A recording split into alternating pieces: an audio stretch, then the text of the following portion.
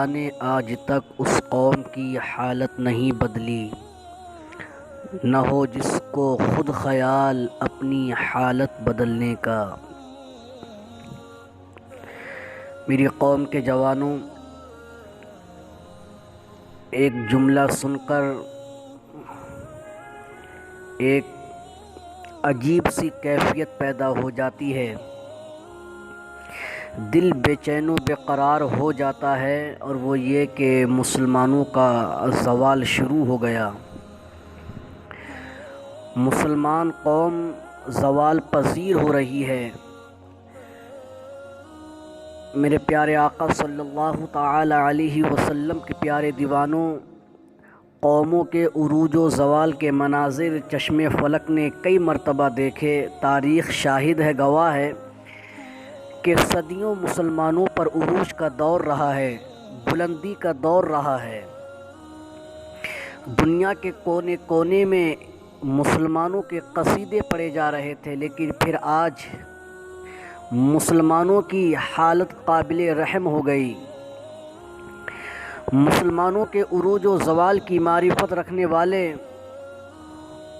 مسلمانوں کی بلندی اور پستی کی معرفت رکھنے والے یہ بخوبی جانتے ہیں کہ جب تک مسلمان اللہ تبارک و تعالیٰ کے فرامین کی بجا آوری کرتے رہے اور اس کی دی ہوئی نعمتوں کا شکر اور ان کا حق ادا کرتے رہے، تب تک مسلمانوں کے لیے ترقی کی راہیں ہموار ہوتی رہیں اور وہ بلندی کے عروج کے منازل طے کرتے رہے۔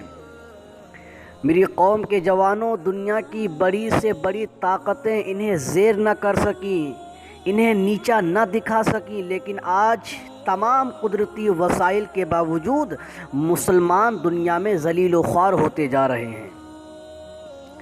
کسی دانشور، کسی پڑھے لکھے انسان نے بہت ہی قیمتی بات کہی ہے، کوئی شخص کسی کا چراغ نہیں بجھاتا، کوئی شخص کسی کا چراغ نہیں بجھاتا، چراغ کے اندر تیل کی کمی چراغ کو بجھا دیتی ہے۔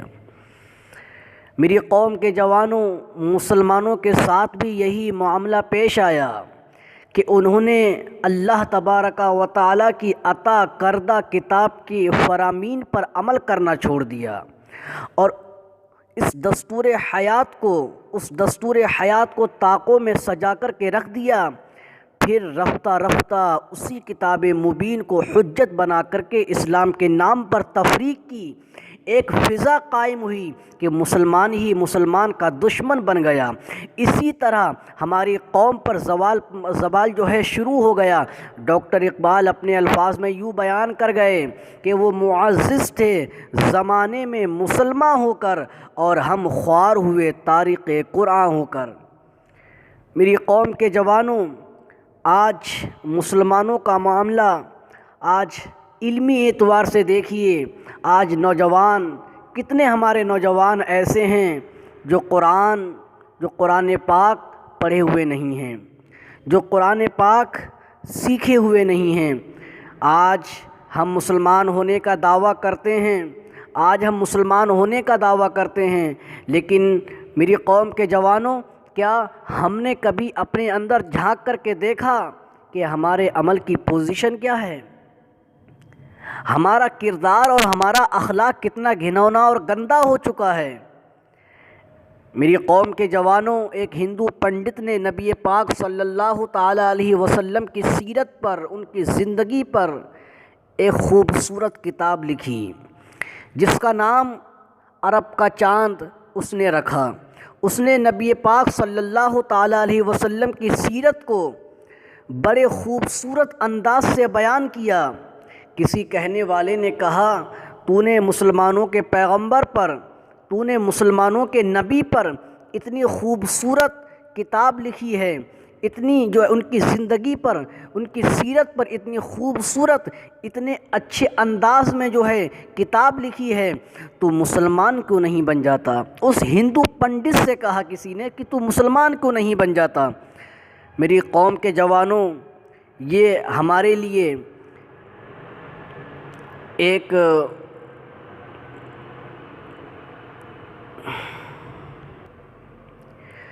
سبق جو ہے حاصل کرنے کا مقام ہے، ہمیں اس سے سبق حاصل کرنا چاہیے۔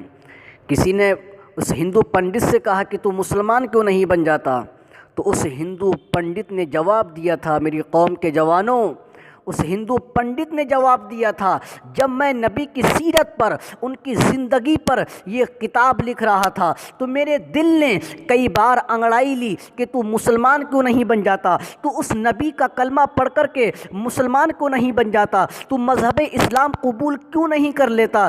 لیکن افسوس صد افسوس، جب میں مسلمانوں کے کردار کو دیکھتا ہوں، جب میں مسلمانوں کے رہن سہن کو دیکھتا ہوں، جب میں مسلمانوں کے اٹھنے بیٹھنے کے طریقے کو دیکھتا ہوں، جب میں مسلمانوں کے طور طریقے کو دیکھتا ہوں، جب میں مسلمانوں کے بات کرنے کے انداز کو دیکھتا ہوں، تو مجھے لگتا ہے، اس ہندو پنڈت نے کہا تھا، مجھے لگتا ہے کہ میں ہندو ہی ٹھیک ہوں۔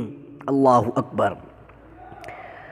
ہمارے کردار اور ہمارے اخلاق کی وجہ سے، ہمارے رہن سہن اور ہمارے طور طریقے کی وجہ سے لوگ مذہب اسلام سے دور بھاگ رہے ہیں۔